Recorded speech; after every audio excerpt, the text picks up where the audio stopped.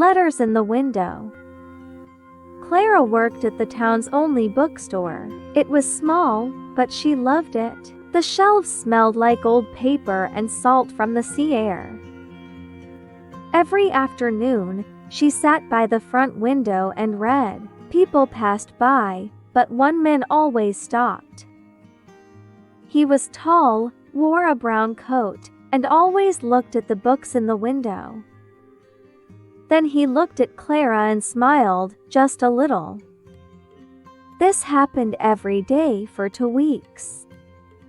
One day, Clara wrote a note and taped it to the inside of the window, looking for something special.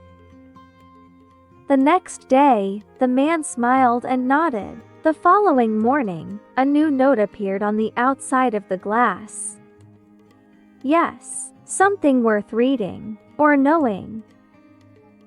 Clara laughed. Her heart beat a little faster. She wrote back, "Try page 245.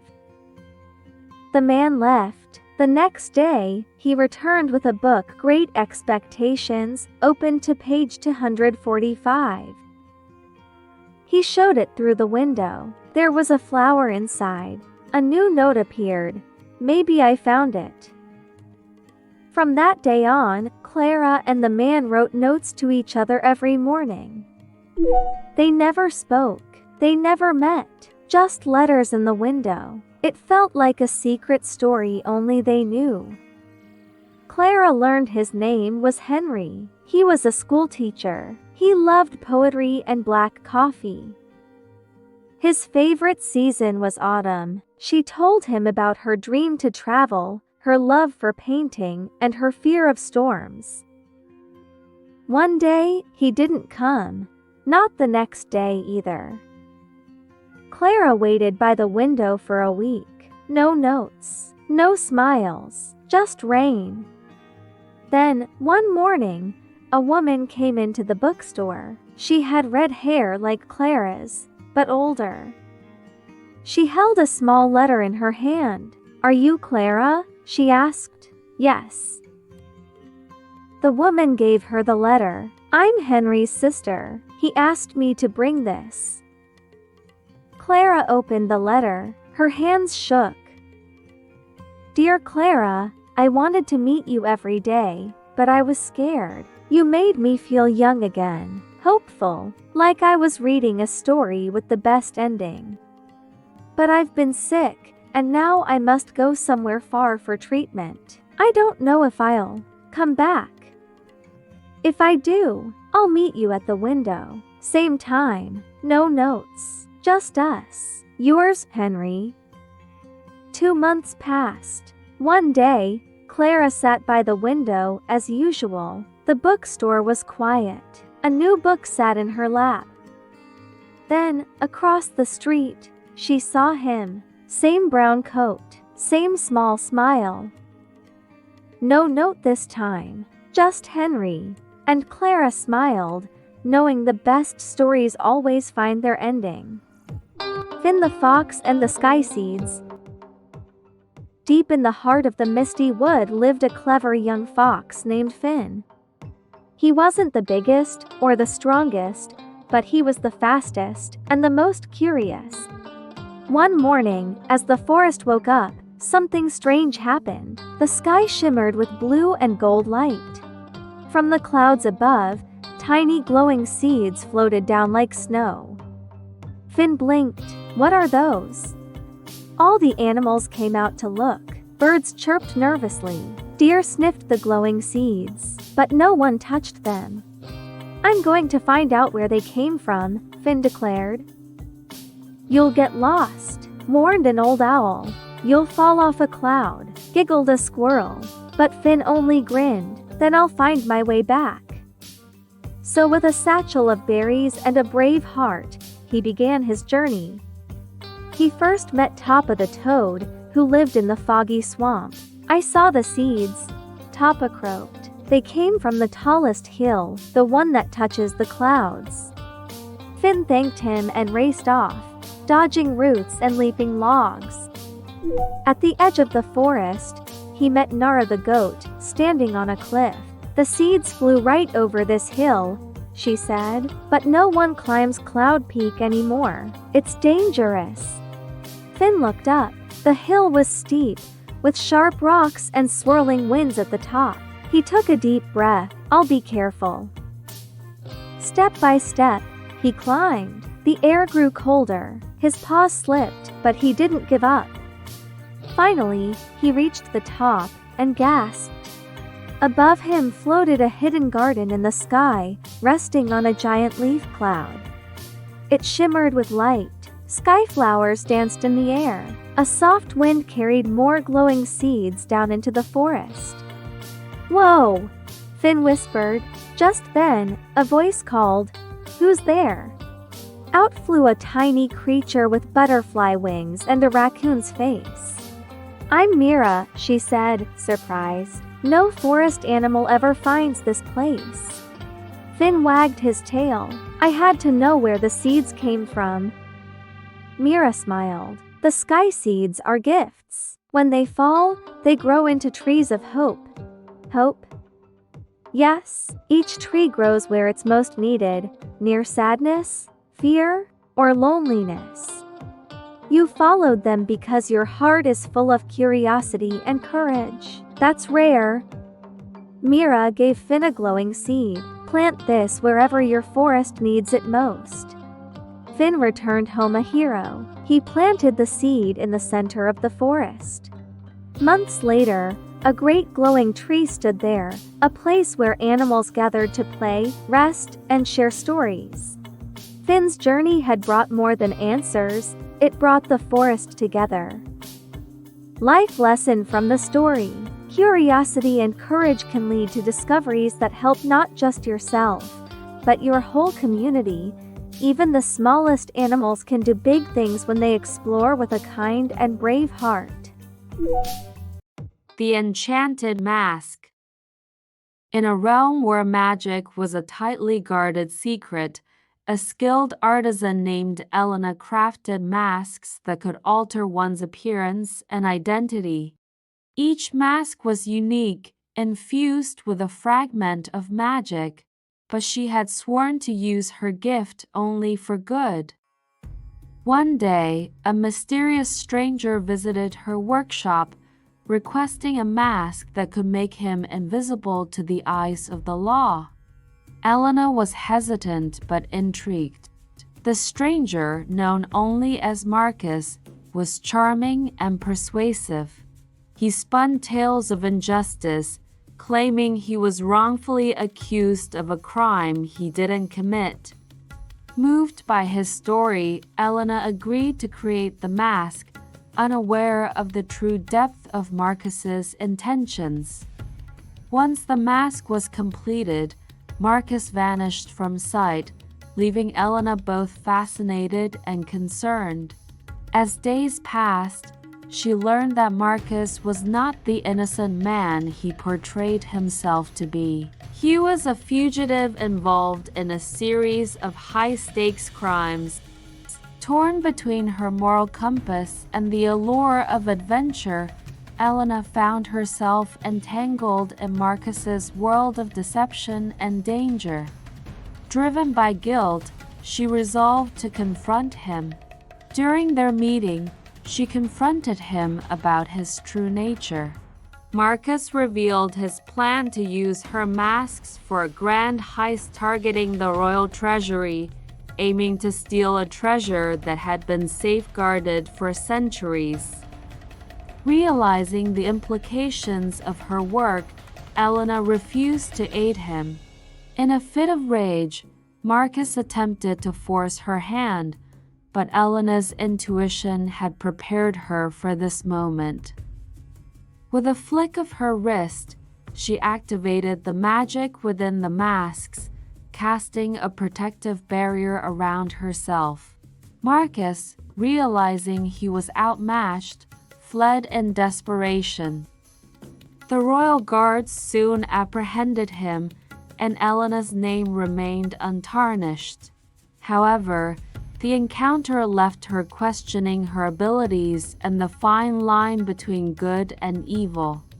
Life lesson: Sometimes a good intention can lead to unintended consequences. It's essential to recognize the weight of our choices. English lesson. Word of the day. Infuse. To fill or soak something with a quality or feeling. Example: Elena infused her masks with magic, giving them unique powers. The girl who stole lightning. Long ago, when the earth was young and the skies were wild, the gods kept the lightning locked high above the clouds. Only the Sky King could use it, and he guarded it with pride. "Lightning is too dangerous for humans," he said. "They will burn the earth with it." But down below, the world was dark and cold. Storms came, but never light. Fires were weak. Nights were long. Until one day, a bold village girl named Elira looked up at the sky and said, "If the gods won't share their fire, I will take it myself." The elders warned her, "You are just a child. You cannot climb the sky." But Elira only smiled. "I may be small, but my spirit is tall." So she set off. With a feather from a mountain hawk, a pouch of river stones, and a slingshot made from her brother's fishing line. She climbed the tallest tree in the world, then leaped from its branches onto the clouds. The sky was loud. Thunder rolled like drums. Winds pushed and pulled, but Elira kept going. At the edge of the clouds stood the Palace of Storms, a tower of glass and wind where lightning slept in silver jars. Inside, the Sky King sat on a throne of clouds. When he saw Elira, he roared, "How dare a mortal enter my skies?" Elira stood tall. "The people are cold. We need your light." The Sky King laughed. "You think you can steal from the sky?" Then he threw a bolt of lightning at her. But Elira was quick. She rolled, jumped, and launched a river stone from her slingshot.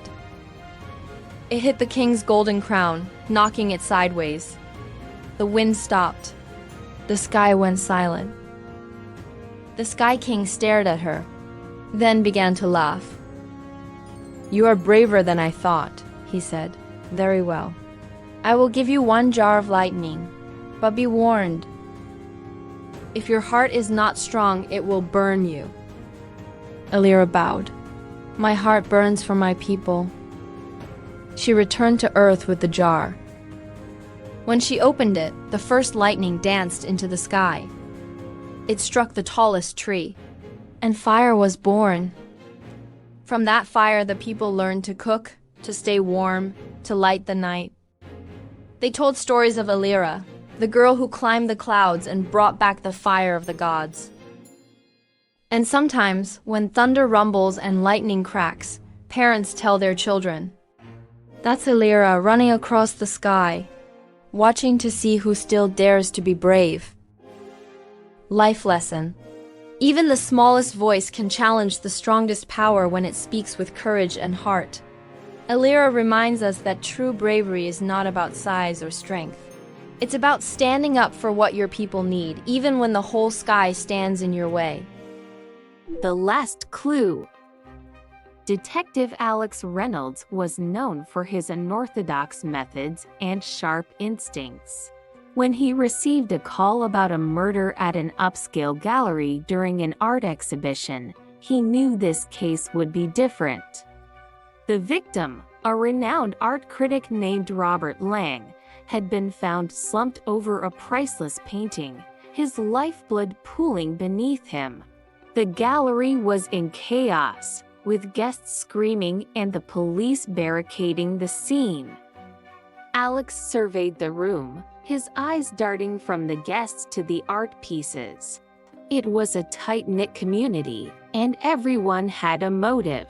As he interviewed the gallery owner, Julia, he sensed her unease. She explained that Robert had planned to write a scathing review of the exhibition, which could ruin her business. Meanwhile, a local artist, Victor, had been in heated discussions with Robert over his controversial critiques. As Alex dug deeper, he discovered a secret affair between Robert and a promising young artist, Clara. Their passionate relationship was riddled with jealousy and betrayal. Clara claimed she had been in her studio all night, but her alibi was shaky at best. Alex decided to visit her studio, where he found a hidden compartment in her easel containing a bloody handkerchief, a crucial piece of evidence. The next day, during a confrontation at the gallery, Clara broke down and confessed. In a moment of rage, she had confronted Robert about their relationship and the potential fallout. But just as she was about to reveal the full story, Julia interjected, her expression cold. "You won't ruin my gallery, Clara," she hissed. Alex pieced together the final clue. Julia had orchestrated the murder, using Clara as a scapegoat. As the police took Julia away, Alex felt a mix of triumph and sorrow. In the world of art, beauty often concealed dark secrets, and he was left to ponder how ambition could lead to destruction. Life lesson: ambition unchecked can lead to devastating consequences. Sometimes the price of success is too high. English lesson: word of the day, scathing, critical in a harsh or severe manner. Example: Robert's scathing review threatened to ruin Julia's gallery.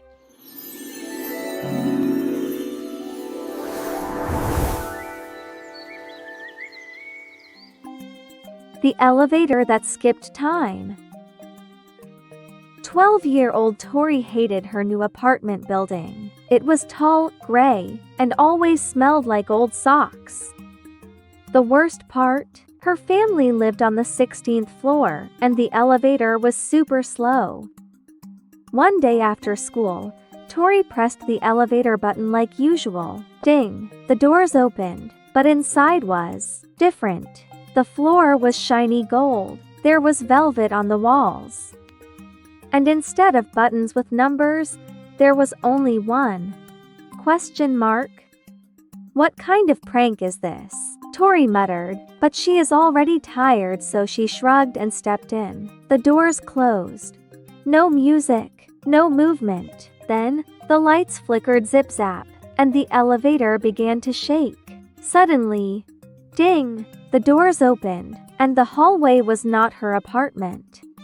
Instead, she stepped out into a street full of robots. Hover bikes zoomed past. Billboards blinked with 3D holograms. A robot holding a shopping bag rolled by and beeped, "Careful, human." What?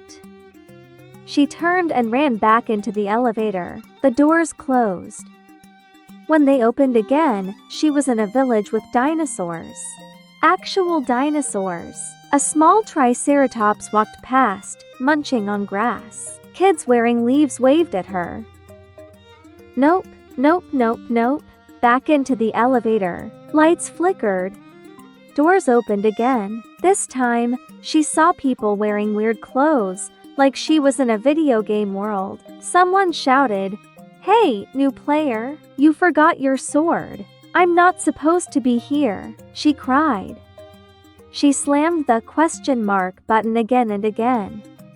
This time, when the doors opened, she was back in her apartment hallway. Normal, quiet, slightly smelly.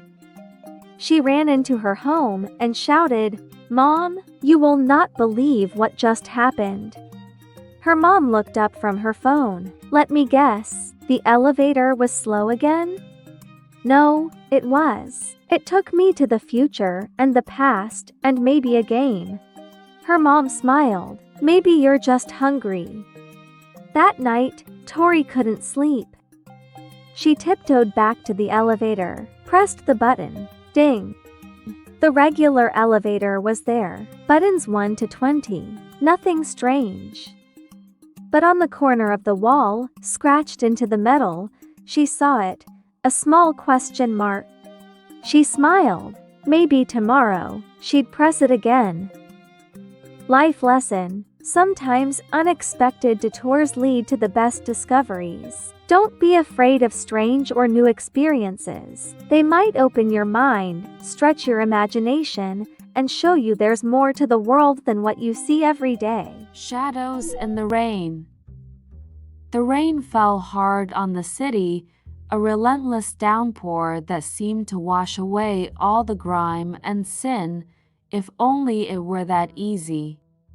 Detective Jack Carter sat in his dimly lit office, nursing a whiskey, when the dame walked in. Evelyn, the kind of woman whose lipstick matched her heels and whose eyes promised trouble. "My husband's missing," she said, her voice barely above a whisper. Jack had seen enough cases like this to know that when someone like Evelyn showed up, there was more to the story than a missing husband. But he took the case. He always did. Jack's investigation led him through the rain-soaked streets of the city, from smoky jazz clubs to shadowy back alleys. He followed the trail of Evelyn's husband, discovering that the man wasn't just missing, he was running. Running from debts, from dangerous men, and from his own sins. But as Jack dug deeper, he realized Evelyn wasn't the innocent wife she claimed to be. Her husband had crossed the wrong people, and Evelyn was using Jack to clean up her mess. The final confrontation came in an abandoned warehouse, where Jack found himself staring down the barrel of Evelyn's gun. She smiled that dangerous smile one last time. "You always were too smart for your own good, Jack," she said. But Jack was quicker. One shot, and it was over. As the rain poured down outside, Jack left the warehouse, knowing that in the city, everyone was guilty of something. And sometimes the only justice you could count on was the one you made yourself. Life lesson. Trust is earned, not freely given. Be wary of those who seem too eager to pull you into their web of deceit. English lesson. The word noir is borrowed from French and means black or dark. In literature and film, noir refers to a genre that deals with crime, moral ambiguity, and cynical attitudes. The Whisper in Locker 27. At Hillcrest Middle School, there were many lockers, blue, dented, and covered with stickers. But Locker 27 was different. No one used it. No one wanted to, because everyone said it was haunted. Jade, a curious 13-year-old girl who loved detective books, didn't believe in ghosts. She had sharp eyes, fast hands, and a notebook she always carried. One rainy afternoon, she stayed after class to help her teacher. The hallway was empty, quiet. She walked past Locker 27 and heard it, whispering. She froze. It wasn't wind. It wasn't pipes. It was a voice, soft, low, whispering her name. "Jade." She stepped back. Her heart thumped hard. Then it stopped. She turned around fast. No one. So she did what any smart girl would do. She opened her notebook and wrote, "Case number 17, The Whisper in Locker 27. The next day, she returned with gloves, a flashlight, and her best friend Milo, who always brought snacks and bad jokes. "I still think it's a squirrel," Milo said. "Squirrels don't whisper," Jade replied. Jade slowly turned the lock.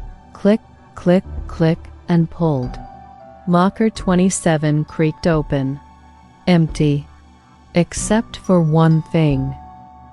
A small black envelope taped to the back wall. Jade reached in and opened it.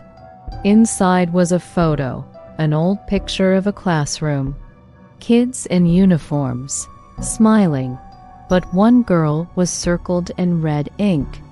Behind her, scribbled in faded letters, were the words, "She never left." Suddenly, slam! The locker door shut on its own. "Okay, that's not normal," Milo whispered.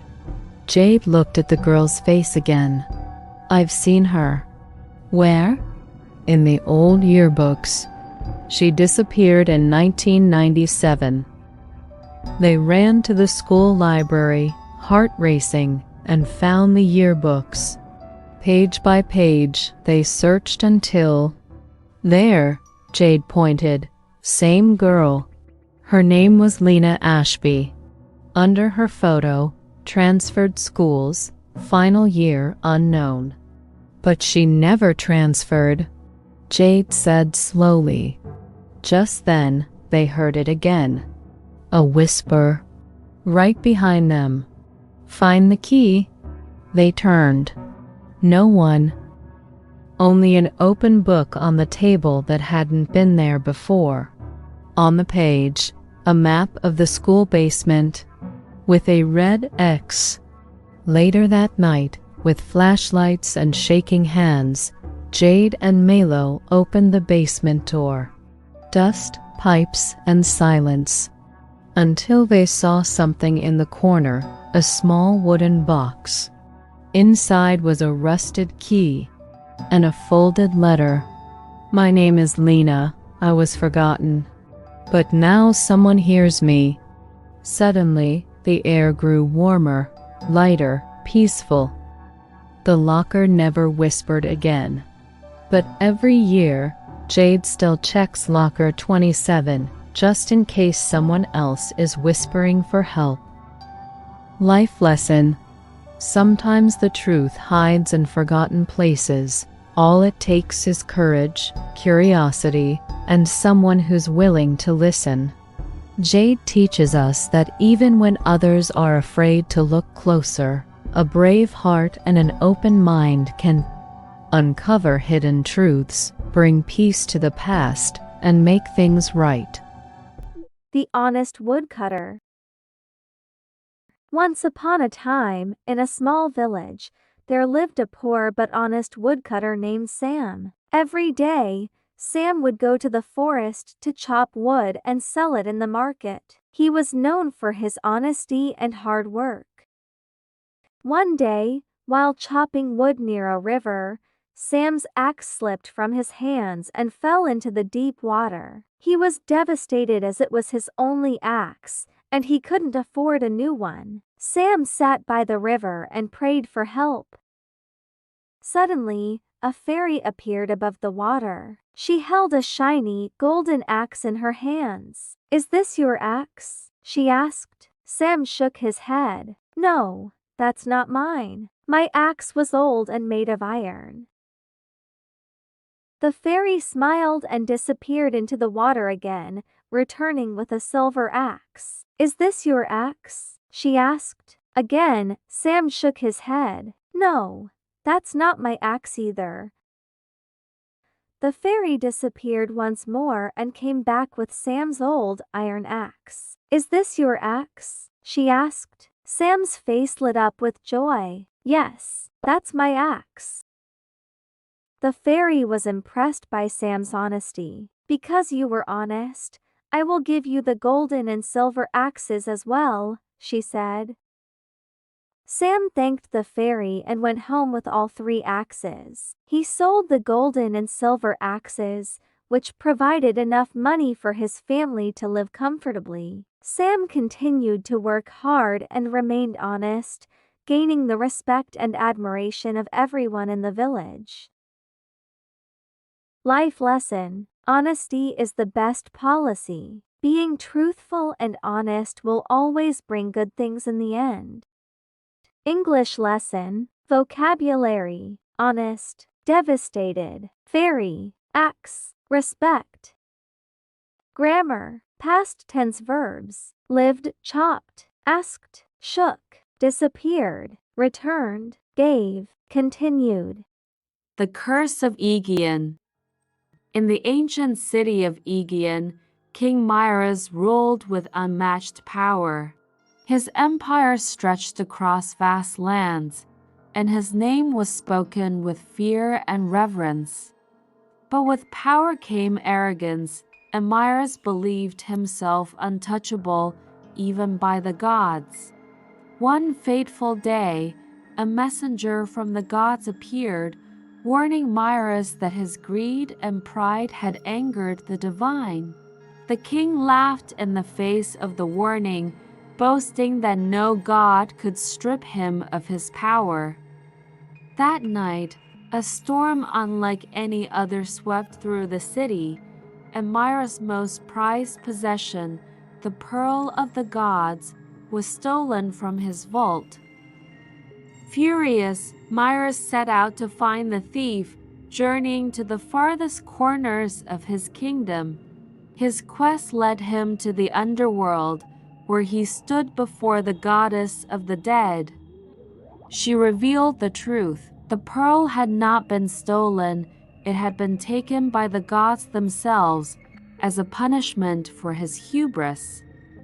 Miras, desperate to save his kingdom, offered his life in exchange for the pearl's return. The goddess agreed, but not without a final lesson. Power without wisdom leads only to ruin, she said. The king's sacrifice saved his city, but he was lost to the underworld, remembered not for his conquests, but for his tragic fall. The people of Aegeon would tell the tale of Miras for generations, a cautionary story of pride, power, and the wrath of the gods.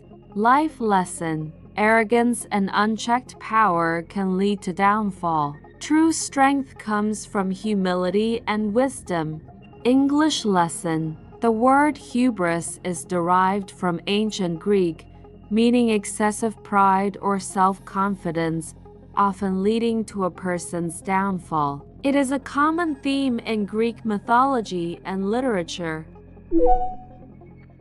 The Forest of Eternal Dreams. In the kingdom of Veridale, there was a forest unlike any other, the Forest of Eternal Dreams. It was said that if you ventured deep enough, your most cherished wish would be granted. Yet, there was one caveat. No one who entered the forest had ever returned. Alara, an orphan girl raised on stories of magic and mystery, decided to make the dangerous journey. All her life, she had dreamt of reuniting with her family, who had disappeared when she was young. Despite the warnings from villagers, her heart yearned for answers, and the forest seemed to hold the key. As she ventured deeper into the forest, she was greeted by a talking fox. "Turn back," it warned, "for the forest is not what it seems. Those who seek their desires here are consumed by them." But Alara was resolute. She had nothing to lose, and the chance to find her family was worth the risk. Inside the forest, Alara was surrounded by visions, her parents, alive and happy, beckoning her to stay. For a moment, she felt the pull of their embrace, the warmth of a life she could have again. But the fox's warning echoed in her mind, and she realized the truth. The forest wasn't granting wishes, it was trapping her in an illusion. With great effort, Alara tore herself from the dreamlike trance and ran out of the forest. She returned home, wiser, understanding that some things were better left in the past. She could not change what had happened to her family, but she could build a future for herself, one where she forged her own path. Life lesson. Sometimes holding on to the past prevents us from moving forward. Letting go is the first step toward healing and finding our true path in life. English lesson. The phrase turn back is an example of a phrasal verb. Phrasal verbs are common in English, and their meaning can change depending on the preposition or adverb used. In this case, turn back means to stop or go back from where you came.